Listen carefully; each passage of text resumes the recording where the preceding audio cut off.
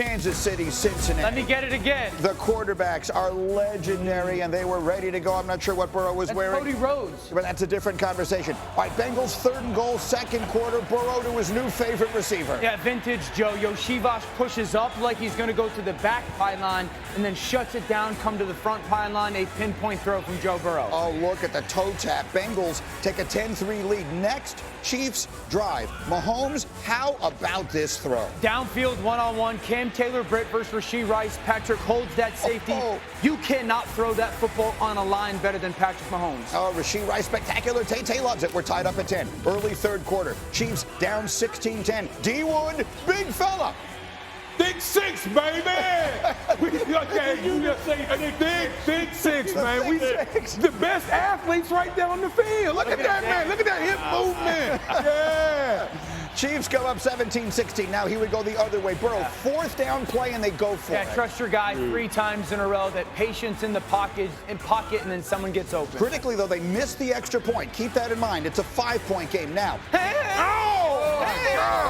That's Cam Taylor-Britt, who did all the trash talk this week. You're not going to find a better interception in any level of football than that. That looked Odell Beckham Jr. He backed it up, though. He might not be able to tackle, but that sucker can catch, can't he? So the Bengals take possession, but then this critical play, and it is a good call. The ball is out before he hits the ground. It's really one of the themes of the Kansas City Chiefs in this run. Some point, that defense finds a way to make a massive play, punches out, can't wait to break this down exactly how it happened for Spags' defense. Chiefs go for the 2 and don't get it, so their lead is 1. 4th quarter. This is a 2nd down and 11. This is a critical play.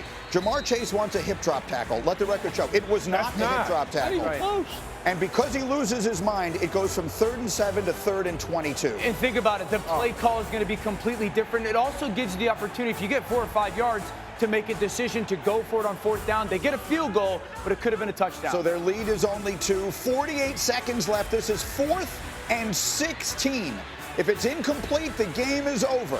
It's incomplete. The game isn't over.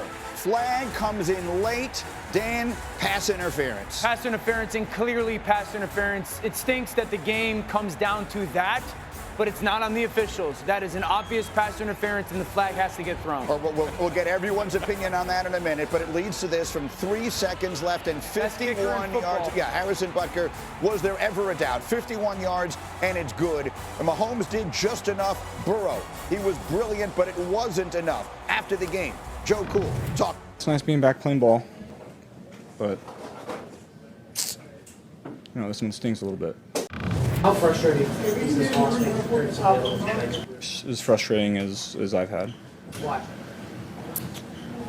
I'm going to have to kind of think about that one a couple days, and you might have to ask me that again on Wednesday. How would you characterize your frustration level right now? I don't like losing. What were you reacting to there? He don't want to say what he really wants. Which is what? I think like refs, no player wants to use that as the cop out, especially in the post game. Well, it's the second time they've lost to Kansas City, basically because of a flag. Same thing. Right. Yeah. So you're talking about the push out of bounds in the playoff. At the end of the playoff game. Which was the right call. Does anyone here believe, Rex, you're a defensive coach, you're a defense, is that a good call or a bad call on PI? It is a good call. I hate it, but it's a good call. I think the only thing, fans are wondering, why the hell isn't the flag thrown sooner?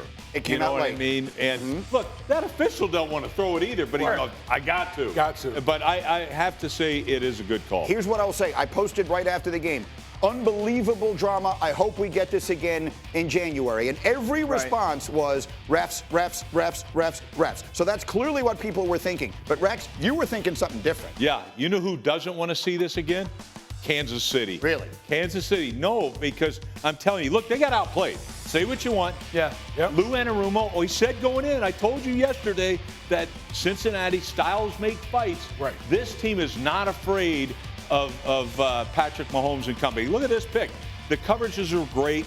The depth and the zone drops by the linebackers, containing the quarterback, not letting him push out. Lou Anarumo gets it, the D coordinator. Better than anybody else in the league. Look at the depth on the backers. They get it. And so, to me, they don't want to see it. And now, all of a sudden, T. Higgins in that lineup with Joe Burrow, for some reason, you don't want to see it. Patrick I guess, struggles against Cincinnati, almost in comparison to every other team. The only thing I would also say about the fourth down play, I've seen a lot of people say, well, don't three-man rush, Patrick. It's quite literally what Cincinnati does best against Patrick Mahomes. So I hate the fact that people are saying that. I completely agree. Cincinnati outplayed Kansas City. Yep. Yeah. The downside is you outplayed them, and you had the chance to win it, and both your best players had red zone opportunities to do it, and they didn't get it done. And that's the downside. This is second down earlier in the game. Jamar Chase on a slant. For $150 million, you want Jamar Chase to make that catch. I'll credit Kansas City defensively. I think that's McDuffie getting a hand in there. But I want my superstar to go make that play. And then this one was shocking. Look at the space up top that Joe Burrow can go run on. Second down, now he goes to make the throw, and it's bang, bang, and it's not there.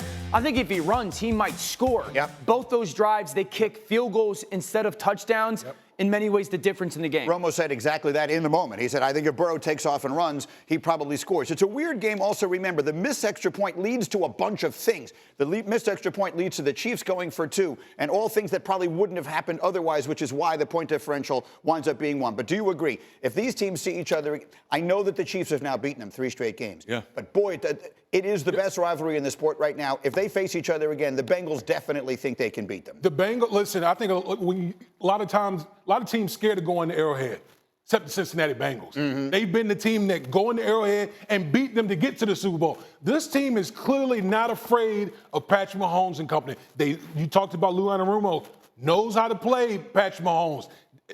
Joe Burrow outdueled Patrick Mahomes in this game. So this is clearly, in my opinion, the best rivalry in football right now. It's just a shame because when you watch this game, situationally, it's where the Bengals lost this game. No doubt. If you're the Bengals, I know they're 0-2. You feel so much better today than you did last week. Much better offensively. You did so much more personnel-wise. You ran the football out of different groupings. You moved the pocket for Joe. You threw the ball downfield a little bit more. The only person you didn't throw it downfield to was Jamar Chase. They got to figure to get that back, but you feel better as a football team. They got to figure out the run game. They got to get more efficient. They got to get more efficient in the run game. Obviously, getting T. Higgins back. I actually think getting T. Higgins back will help out Jamar Chase even more in the passing game. But I think you're absolutely right. Even at 0-2, going from the Patriots game to this game, you got to feel a lot better moving forward. Well, I mean, let's talk about that Patriot game for a little bit because if I'm a fan of the Cincinnati Bengals, I'm going crazy. Why the hell does my team start off 0-2 every dang year? Once out of 5 in the 5 years, the team is 1-9. Yes, in the first 2 weeks. 1-9 in the first 2 weeks. Mm-hmm. How about the horse something tackling in week 1? Yes. That means your team's not ready. Sure. You're not tackling during the offseason. You got to change that. All right? The conditioning. Man, I'm looking at my conditioning thing. Why am I having these hamstrings and pulled calves and all that with my skilled players?